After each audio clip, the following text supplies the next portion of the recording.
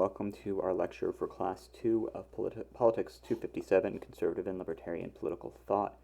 Today we're going to be covering, very briefly, the Age of Enlightenment and the French Revolution to provide a set of background terminology, concepts, and ideas for our study of conservative political thought, because we can't really understand conservatism without understanding what they are responding to. And our learning objectives for today are first to describe the core tenets of Enlightenment's political theory, to evaluate the relationship between the Enlightenment and the French Revolution, and to describe the background political condition that conservatism is reacting against. Now, this lecture is going to move very quickly and be very brief summary over the Age of Enlightenment, then looking at a little bit more detailed at Rousseau and Kant, and then finally at the French Revolution. You could take whole classes on things that I'm going to cover in a few minutes, but this should provide a kind of shared vocabulary for the rest of our class. So what is the Enlightenment? Immanuel Kant, in your reading for today, defines it as man's emergence from his self-incurred immaturity. The motto of Enlightenment is therefore sapere aude, dare to know, have courage to use your own reasoning. For Kant, it's the emergence of the ability for people to use reason to think for themselves rather than relying on traditional forms of authority and knowledge. And we usually associate it with the scientific, philosophic, and social revolutions that occur between the 17th and 19th century. Following the Renaissance's recovery of the classical world and the scientific revolutions, discovery of mathematical laws of nature that could be used to empirically study and make sense of the whole universe, as seen in Newton's Principia Mathematica. We started applying these forms of reasoning and thinking to all forms of knowledge. In his Meditations on First Philosophy and Discourse on Methods, René Descartes attempted to build all of our philosophical knowledge upon principles that couldn't be doubted, that could be rationally proven. And he was concerned that since we cannot rationally be sure about all of our sense experiences, we might be dreaming, we might be wrong about what we think we see or hear. The only thing that we can be sure of is that we are thinking. And I think before I am, this cogito ergo sum, becomes an impetus for the Age of Enlightenment. Doubt everything, trust only what you can prove. On another wing of the Enlightenment from Cartesian rationalism is Bacon's empiricism. For Bacon, who is sometimes called the father of modern science, our goal shouldn't be to ground all of our knowledge on what we can rationally defend, but what we can study experimentally. The scientific method of testing hypotheses against experimental results could provide a much more stable foundation for our knowledge. In an entirely different approach, Denis Diderot's encyclopedia offered less a systematic philosophical body of knowledge than a catalog of all existing knowledge. Published between 751 and 772 in 35 volumes, Diderot compiled essays by 150 scientists and philosophers across Europe to kind of catalog and categorize all existing knowledge, and this helped spread Enlightenment ideas across Europe and beyond. Now, we think of the Enlightenment as often the birth of modernity, in which this application of rational criticism was extended to all aspects of life, including social and political norms. So our traditional forms of authority, whether they were the divine right of kings, the infallibility of the Catholic Church, or the right of aristocracy, were all challenged. The idea here was that anything could and everything should be subjected to rational scrutiny. Rather than accepting traditional forms of authority as given, they should be questioned and challenged, and if they cannot be justified rationally, they should be replaced. So we get a sense of modern social and political ideals that seem kind of obvious to us now. The ideas of natural rights and equality and liberty, that human beings are inherently equal rather than unequal, and that governments have to respond to and respect the rights and liberties of the people. That power should be accountable to the people because there are no natural inequalities between the ruler and the ruled. This idea of the social contract. That individuals should have the freedom to think for themselves and express themselves, freedom of religion and religious toleration, and that as we apply rational thought to all aspects of society, that human life gets better, that progress is built into this use of reason. Now, these ideas were not universally practiced or extended to all people. Many Enlightenment philosophers still held that there are natural differences between men and women, between different people of different race. Immanuel Kant, despite talking about this dare to use your own reason, he infamously divided up humanity into a hierarchy of races. But let's look a little bit more closely at some of these Enlightenment thinkers, and we're going to focus on two today for their importance. And the first is Jean-Jacques Rousseau, who lived between 1712 and 1778. And he himself was a Genevan-born philosopher. Geneva at the time was a kind of democratic republic. Its citizens had the right to vote, but the right of citizenship was severely restricted. Only some of its male inhabitants actually counted as citizens. But Rousseau always referred to himself as a citizen of Geneva, despite being exiled from the city for his political and religious views. He befriended Denis Diderot in 1742 and wrote several articles for the Encyclopedia, including his famous essay on political economy. But he really became famous for a series of discourses. The first was a response to a prize essay that was asking whether or not the current arts and sciences have benefited the moral state of human beings. And Rousseau answered with a definitive no, that arts and scientists, rather than enhancing the moral goodness of humanity, are actually corrupting humanity. And he continued this theme 5 years later in what's known as the Second Discourse, or the Discourse on the Origin and Basis of Inequality Among Men, and he argued that human beings are naturally free and equal, and he used this image of the noble savage, that human beings in the state of nature are like animals, but more pure than they are now, that we have simple needs for just for eating our food and staying alive, that we don't have complex thoughts, but we also don't have any forms of oppression or exploitation. And it's only with the invention of private property and social systems that inequality emerges and this naturally pure human nature becomes corrupted. Now, Rousseau is famous for his work on education, including his novel Émile, his work on political theory, which we're going to talk about in a second, but he was also the most popular philosopher of the Jacobin Club of the French Revolution, and hopefully by the end of this lecture you'll begin to see why. So, in your reading for today, in The Social Contract, Rousseau writes that man is born free, but everywhere in chains. How one believes himself the other's master, and yet is more a slave than they. How did this change come about? I do not know. What can make it legitimate? I believe I can solve this question. So Rousseau's question here is trying to figure out what makes political authority legitimate, this application of Enlightenment ideals of scrutiny and critique to political authority. And Rousseau takes, in this passage, existing political institutions to be corruptive of the natural goodness of humanity. But he doesn't think that the solution is to return to some idyllic state of nature, but to figure out how to create legitimate social and political institutions. So in his answer to this question of what makes authority legitimate, is this human convention, that all political power is not natural, but is the product of human beings. However, the existence of power does not necessarily make it legitimate. He writes on page 44, force does not make right, and one is only obliged to obey legitimate powers. And so what makes power legitimate can't be the existence of power itself, but it has to have some sort of justification. Without some sort of rational criteria that determines what forms of political power are legitimate or not, then all political systems are arbitrary. And again, we are trying to move beyond arbitrary power to rational systems of political authority. And so he says that since no man has a natural authority over his fellow man, since force produces no right, convention remains as the basis of all legitimate authority among men. That power is only legitimate when we come together as a community and convene it. We come together and we make an agreement to construct some sort of power. That political authority is a human construction, it is a product of human reason. Therefore, we can apply human reason to make it more perfect. So Rousseau describes the challenge of modern political thought as to find a form of association that will defend and protect the person and the goods of each associate with the full common force, and by means of which each, uniting with all, nevertheless obeys only himself and remains as free as before. So how can we have political power that protects our liberties, that protects our lives and our properties and our well-being? And how can we have this massive coercive power on the one hand, but have this power in such a way that we aren't obeying some alien authority, something else, something outside of us, we're only obeying ourselves, and maintain our natural freedom?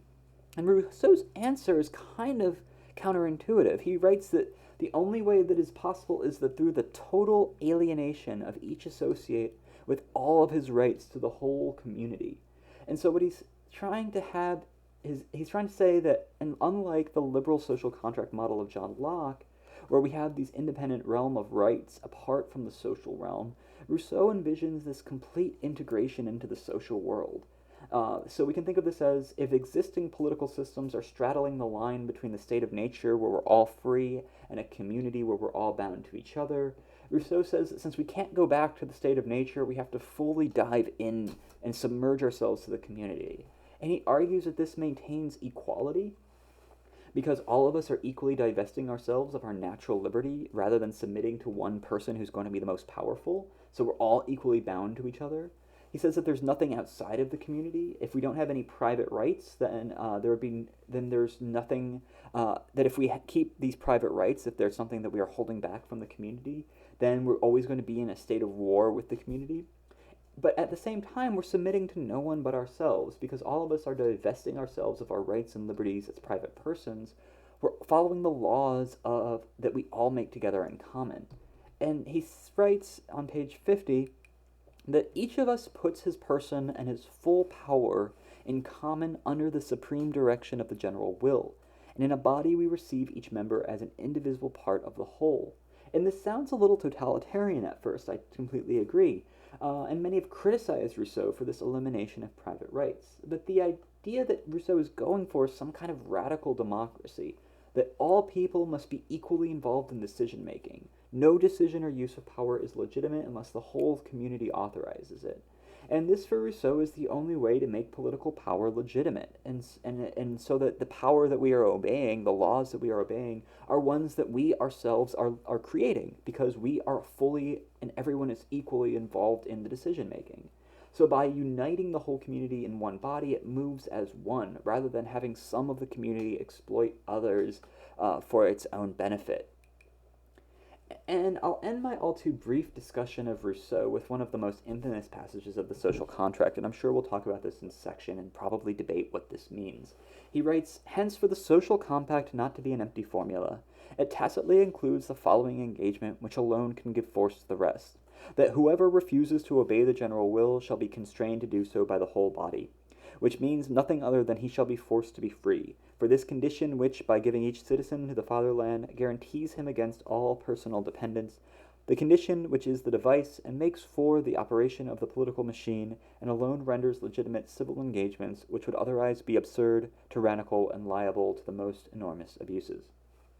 So again, this is the same insistence that the only way to make democracy to work is to fully involve all people.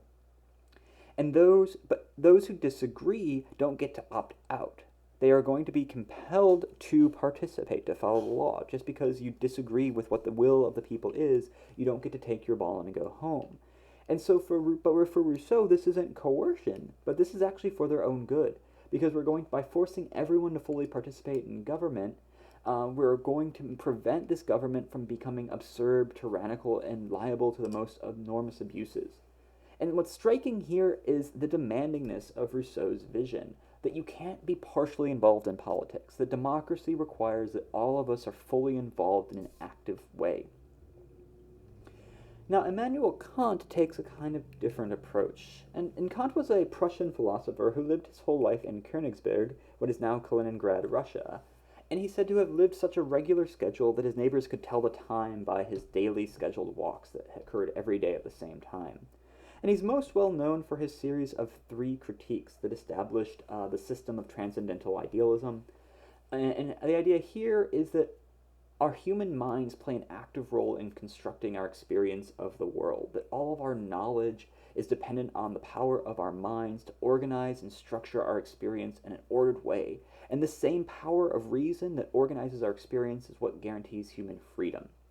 The power to legislate laws, this human reason, both makes our experience organized and ordered, but also is what we are doing when we are willing. It governs our free will. And this is the essence of freedom. And in the first critique, the critique of pure reason, Kant sought to overcome this debate between Cartesian rationalists and Baconian empiricists by showing that both empirical sensation, our sensing of the outside world and our use of reason are involved in constructing experience.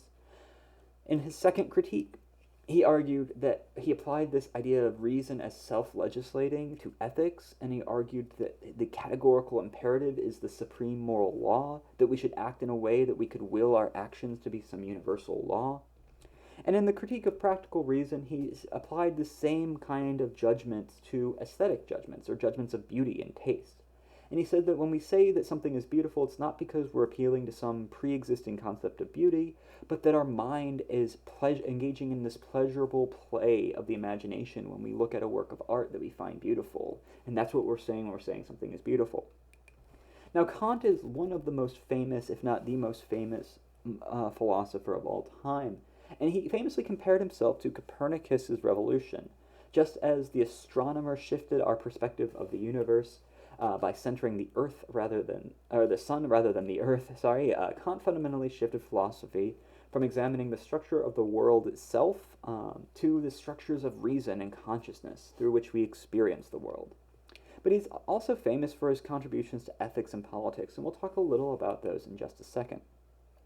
So as I said, Kant defines enlightenment as submergence from self-incurred immaturity. And this is a short essay, What is Enlightenment? And he's trying to argue that what it means to be enlightened is the process by which human beings use their own reason rather than trusting to guardians, such as teachers, politicians, and priests to make decisions for us. And this emergence is difficult for Kant because, like Rousseau, he focuses because of the social conditions that we inherit. And he contends that for enlightenment of this kind, all that is needed is freedom. And that freedom in question, is most innocuous form of all, is the freedom to make the public use of one's reason in all matters. So this is a little bit different than Rousseau, but for Kant, this use of reason is that what he's talking about here is freedom of speech and expression, is the crucial condition that makes enlightenment possible. As people engage in public criticism of a debate of existing forms of authority, people will stop blindly trusting these forms of power and exercise their own reasoning and judgment and critical thinking. And we get this clear map of human progress for Kant. We first have to allow for freedom of expression and debate, and this freedom of expression will then allow for greater knowledge and enlightenment as we are able to do scientific research without being deemed as heretics by the church and explore new forms of political authority without being exiled. And this scientific and social experimentation and development makes humanity as a whole better off.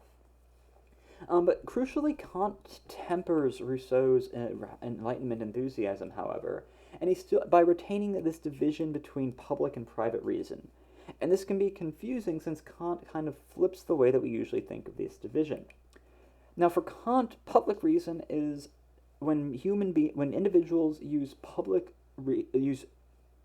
reasoning, or they're addressing the entire reading public. And what this means is that we are addressing the whole community as an educated or concerned citizen. And this is kind of like a letter to the editor or making a public speech. And such public use of reason, because it is public and can be contested with others in public, should not be constrained.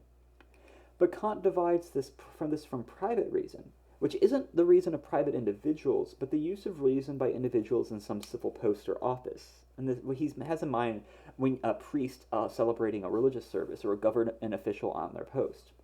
Within these rules, individuals, Kant believes, should not be allowed to exercise this reason freely, or social anarchy will result. So therefore, while a priest while celebrating a religious service must follow the dogma of their religion, they can, as public citizens, criticize religious practices. Similarly, while a government employee can't criticize a policy at work or refuse to comply with some law, they can and should openly and publicly criticize unjust policies in the public sphere. So we can see the sketches of this of these things in the broader themes of the Enlightenment. Before we turn to the French Revolution in particular, this is a great time to pause this lecture video to take a break.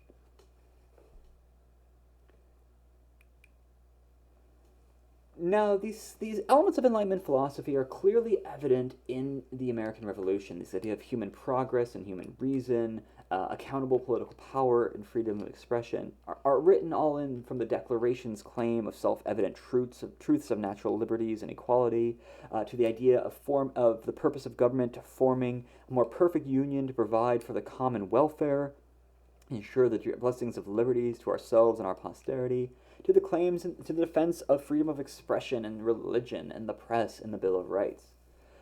But it's not the American Revolution that loomed large in conservative thinking, but the French Revolution.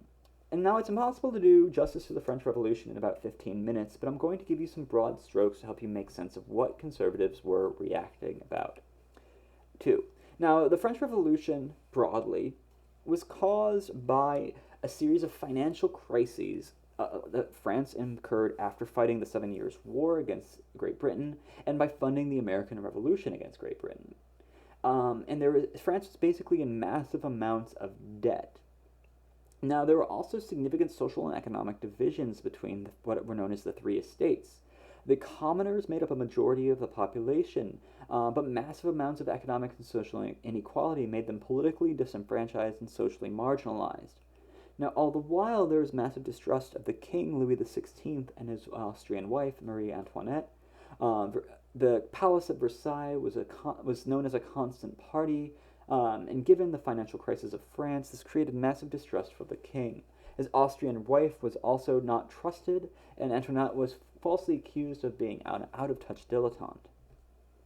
Now, in the fall of 1788, the financial crisis forced the finance minister Jacques Necker and the king into a bind. In order to secure loans from banks to continue funding the government, the king agreed to convene a meeting of the Estates General, where representatives of all three classes of French society to meet to fundamentally reform the political and economic system.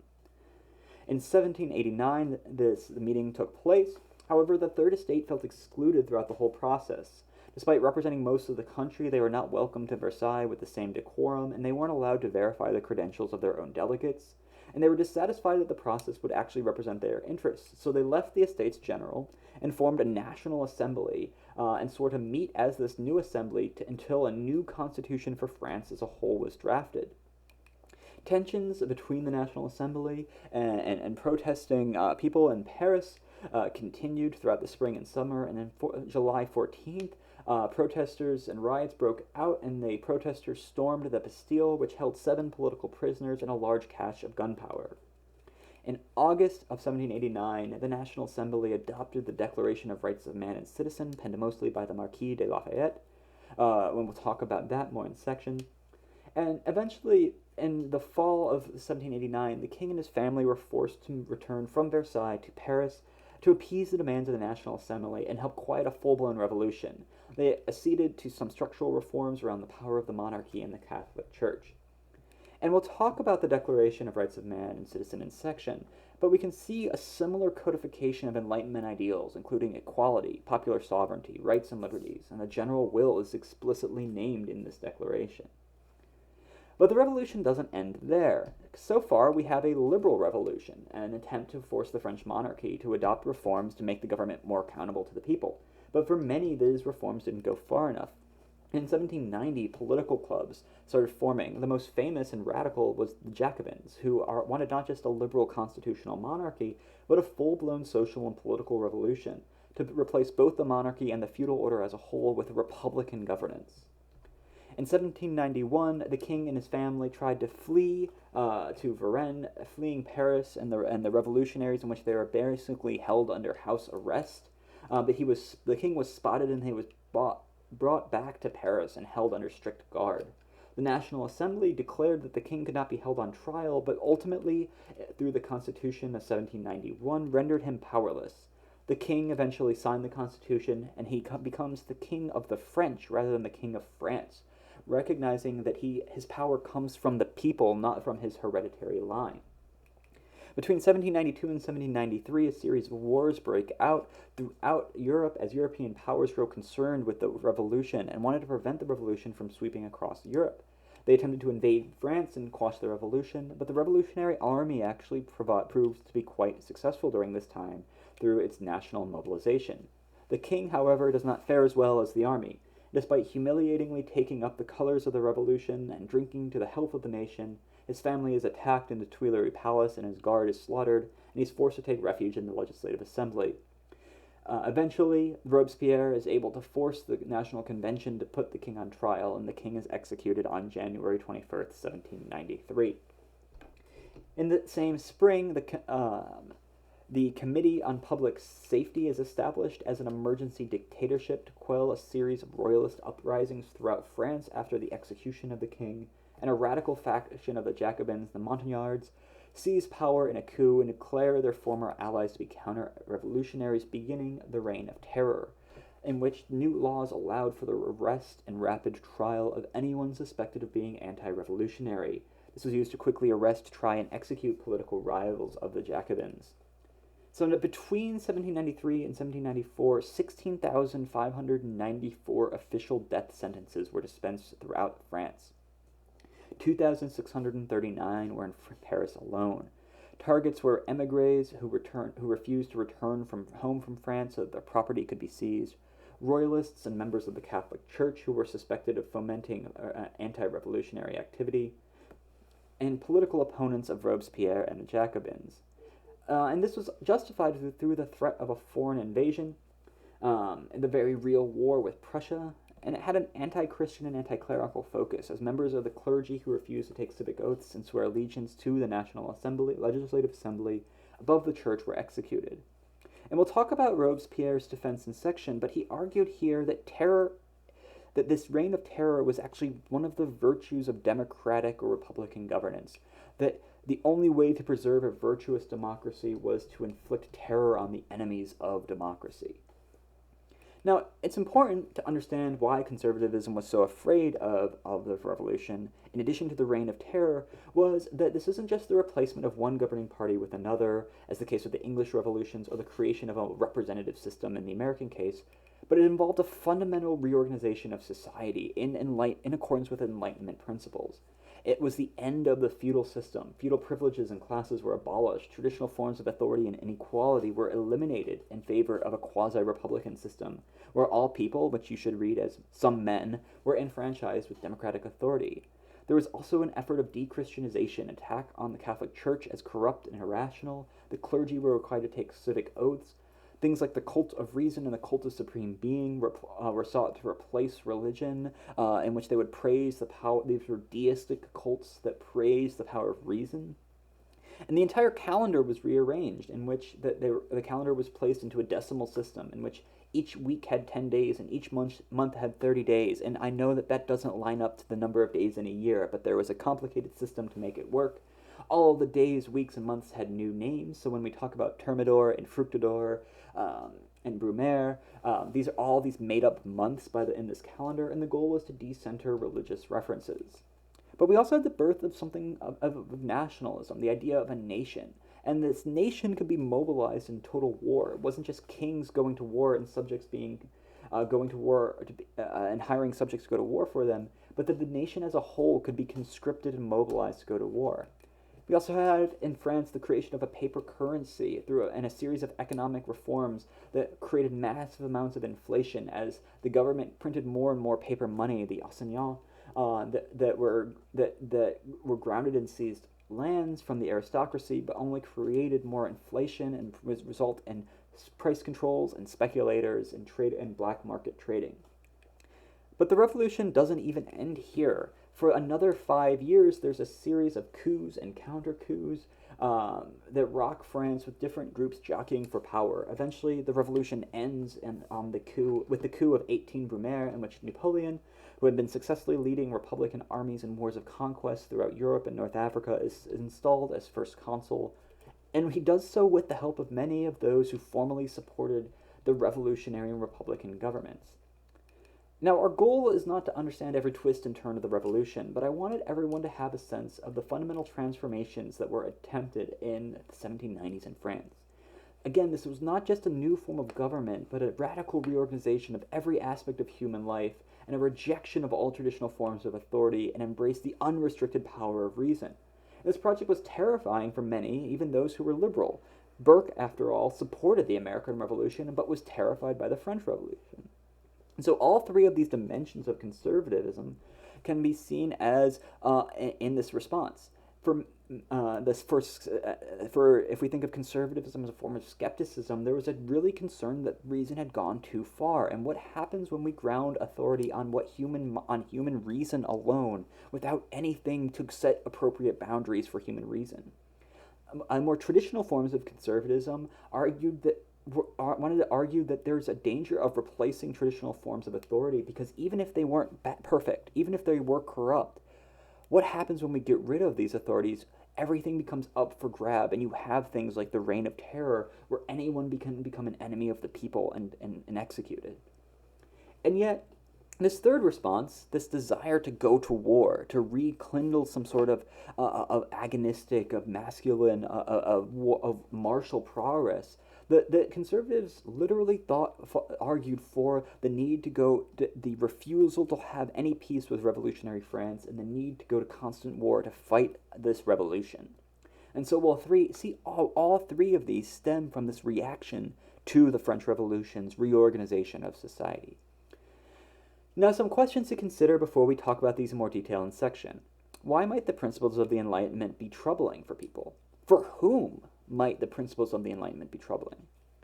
Where does the Declaration of the Rights of Man and Citizen echo the thinking of Rousseau and Kant? Where does it differ? Do you think we can draw a straight line between the Enlightenment and the Reign of Terror, between Rousseau and Robespierre? I'll see you all in section this week, and we'll talk about these questions. As always, send me an email if you have any questions, and we'll talk about I look forward to our conversation on Wednesday evening.